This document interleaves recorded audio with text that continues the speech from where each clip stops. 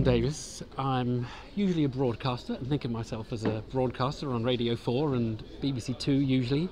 And last year made a series for BBC 2 called Made in Britain with an accompanying book about how the UK earns its living, where we go in terms of exports in particular, what we do with our whole population in terms of paying the bills that we have to pay and paying for all the imports that we enjoy buying. My view is 2012 has been a very special year for the UK in a whole lot of ways.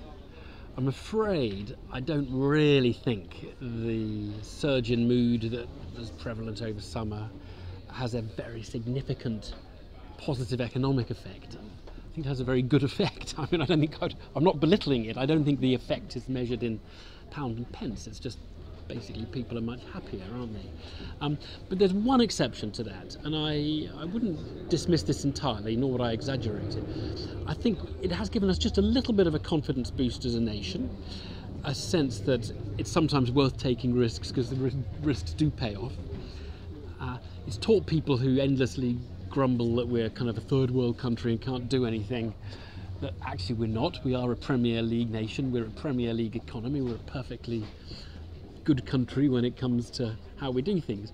So I think that confidence boost might have had a very small psychological effect in encouraging people to take a little bit more risk and encouraging people to step out a bit more. But by and large, I don't really believe that there's a big economic effect. The story of the summer of 2012 is one around the psychology of the nation, our perception of ourselves as a nation and what we can do, and a kind of, if you like, a definition of Britishness and things to be proud about Britishness, rather than a kind of an economic tale of what we do. Well, it's an attractive idea to say, if we want more people to work, why tax work and labour, which is the basic way we do tax. We get a lot of our tax. And if you remove national insurance contributions, you would undoubtedly encourage more people into work. The problem always is that is not the end of the package. You've then got to say what you would tax. Now, the most attractive options are to tax bad things like environmental pollution. And it's perfectly possible to say, let's cut taxes on labour and increase other taxes. I think, for my own money, if you want government about the size that we have government, and if you want to stick to a kind of a government deficit similar in magnitude to the one that we plan to have here, I don't think you're going to be able to raise the money from taxes on bad things in order to cut them that much on good things.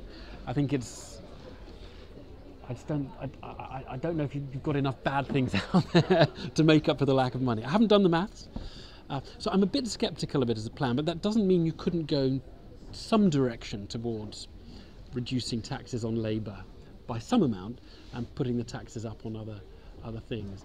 But I do urge those who come up with these great wheezes to kind of tell you where the bad news is, because there's always a bit of bad news buried in them. I think bookshops add quality to a high street or a shopping mall. It's very hard to put your finger on this, but if I owned a high street or a shopping mall, I wouldn't just be thinking about what tawdry shops can I have in my row that'll maximise the rents. I'd be thinking, what shops can I put in my development that will make it more of a destination, add a sense of it being a place of service, a place you might want to come, a place where you might want to spend a bit of time. And there are a number of different shops that might do that, but books would be well up there actually as a kind of tenant you want to have, quite beyond the revenue that the shop actually generates. So one of the things I think that bookshops have is they have a value that is bigger than the revenue. They prompt people to think, they encourage people to read and to engage with the world. They're very nice places to browse. Unfortunately, the bookshops can't charge people to browse, even though it's a very valuable public service that's provided by that. But in all those respects, bookshops are a sort of a good thing, and indeed a good thing even as the economics of books and publishing turn away from the physical the physical copy towards electronic copies, as they are undoubtedly doing. So even someone who has an iPad and reads books on the iPad, I still like to kill time in a bookshop from time to time if I'm stuck somewhere with a bit of time to kill. So there's always going to be, I think, an attraction to the physical book, and always going to be a value to the bookshop.